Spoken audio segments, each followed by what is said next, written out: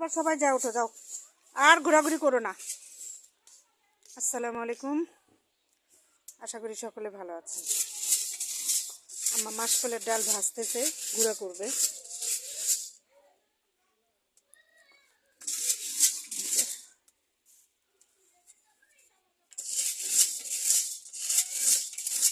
এটা ডাল খায় আমাদের গুঁড়া করে। তারপর কিছু প্রসেস আছে, ভাজা লাগবে, এটার চোচাটা ফালানো লাগবে, উপরে মানে ছোলাটা ওটা ফালানো লাগবে, তারপরে ঢেকিতে পারানো লাগবে অথবা মেশিনে ভাঙানো লাগবে।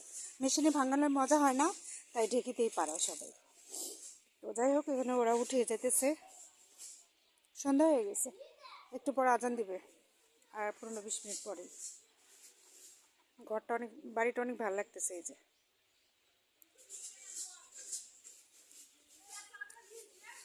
তো এই আর কি, আজকে সন্ধ্যা।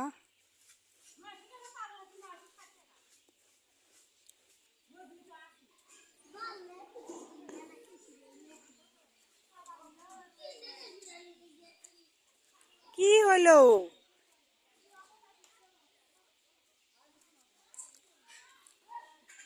কি সুন্দর সাদা মুরগি দেখেন, একদম মনে হয় ব্রয়লার মুরগি, দেখতে লাগতেছে ব্রয়লার, কিন্তু না, ব্রয়লার না, দেশি মুরগি। সবগুলা করে রয়েছে খাওয়ার জন্যে। আল্লাহ, একজন তো ছিদ্রই করে ফেলছে। ভুসি খাইলো, ভুসি।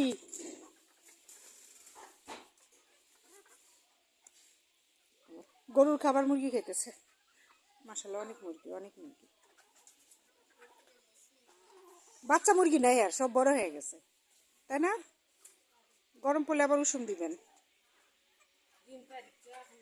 তাই তো বলতেছি, একটু ঠান্ডাটা চলে গেলে উষুম দিবেন। হ্যাঁ, কয়টা আছে? 15-20টা হইব না? হ্যাঁ, 17টা। একটা মোরগ খালি না? ওই দুটারে দেখা যায় ব্রয়লার মুরগির মতো, ওই একটা ওই একটা। 2-3টা বাচ্চা দেখছিলাম, ওগুলা কই? তাই? হুস হুস।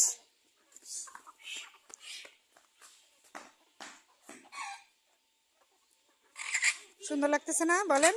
অসাধারণ একটা দৃশ্য, দেখছেন? দেশি মুরগি পাললেও লাভ, যদি জায়গা বেশি থাকে তাহলে পালা যায়, কোনো ব্যাপার না।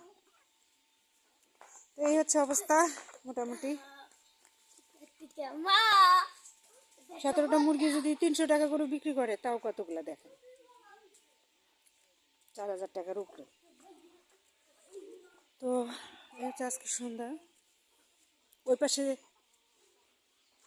একটু মনোযোগ দিয়ে শুনেন, বাঁশঝাড়ের মধ্যে কত চড়ুই পাখি ডাকতেছে।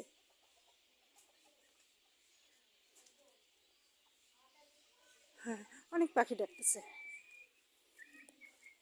কি আপনারা আবার উপরে কেন?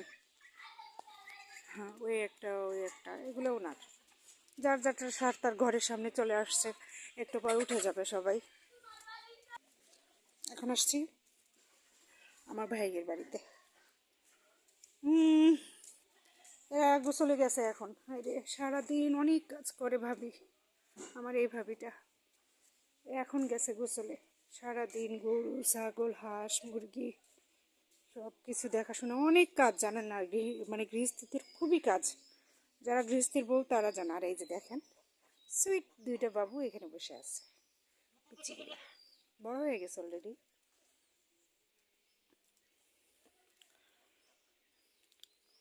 ওরই বাচ্চা এই 2টা। যাক, মাশাল্লাহ। তো সবাই ভালো থাকবেন, সুস্থ থাকবেন, আমার জন্য দোয়া করবেন। আল্লাহ হাফিজ।